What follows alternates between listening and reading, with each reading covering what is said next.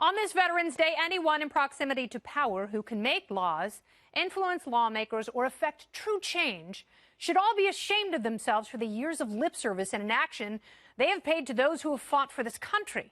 The rampant condescension toward men and women, very brave men and women, is staggering, as they are all but abandoned in times of need.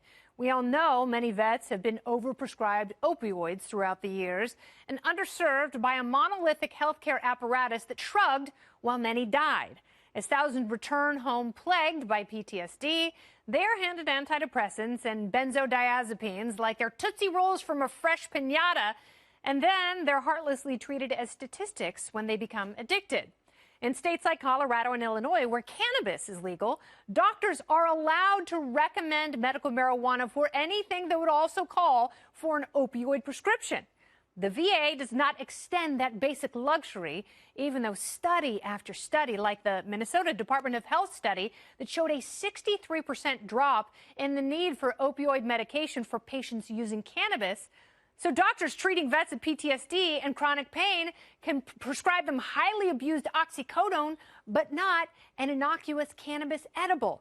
Cannabis is woefully understudied and scheduled, along with heroin and LSD, as having no medical value, despite a lot of evidence to the contrary. Veterans cannot legally get access to medical cannabis because it puts them at odds with the laws of the country they've served. How dickishly cruel is that? MDMA has shown incredible promise in treating PTSD. LSD has enormous clinical potential to fight alcoholism. And psilocybin mushrooms might unlock the brain's ability to heal itself from tobacco, alcohol, and opioid addiction.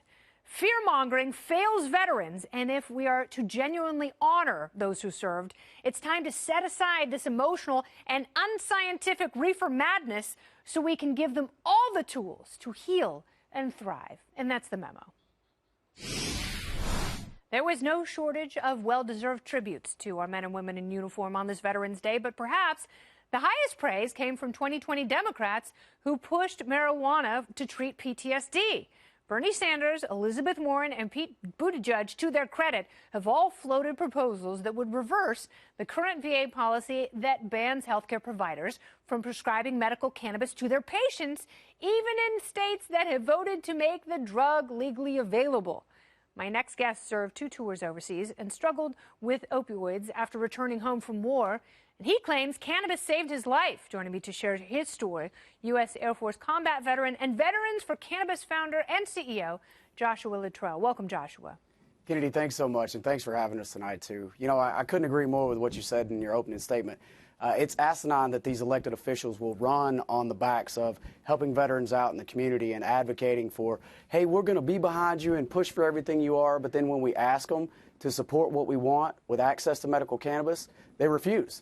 Because then we find out, hey, they've got pharmaceutical companies that are paying them $25,000, $50,000 in donations, and unfortunately the veteran community just doesn't have that kind of liquidity to be able to donate to their campaigns. Yeah, and that sort of crony capitalism is such an incredible disservice, and we have to adjust our thinking. We cannot sit back as people OD and die.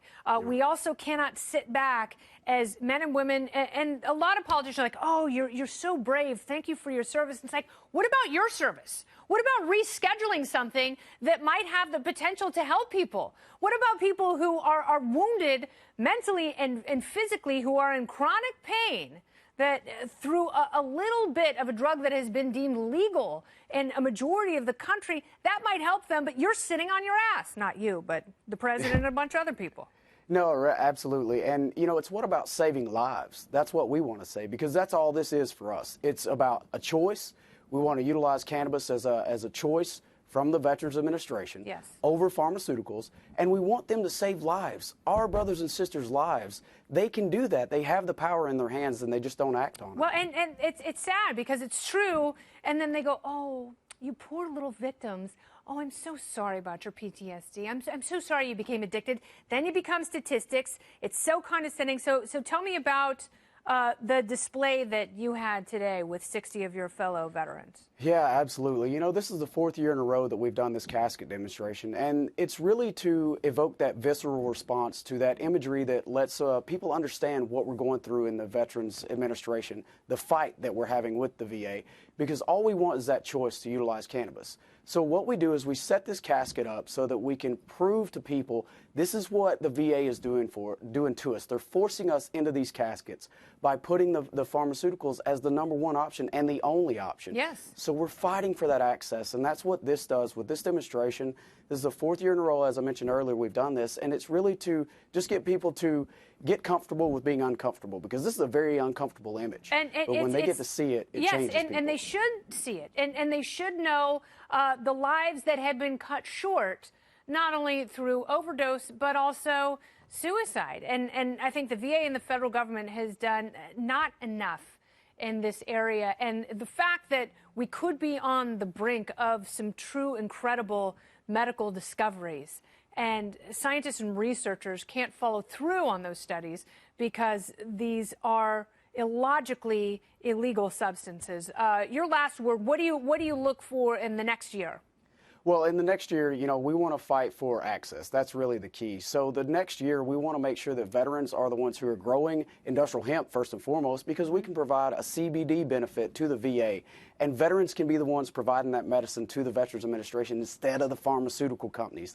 That's how we can change lives. So that's a real big deal for us. And that's the key for us, is getting that access and making sure that veterans are the ones that are growing the medicine for the veterans through the VA, and then getting the access that we need so that veterans can go to the VA to get the pharmaceutical dependency off of the table and get access to medicine. And have a different alternative. And for those who have fought for freedom, they should be given freedom of choice in this arena. Joshua Luttrell, thank you so much.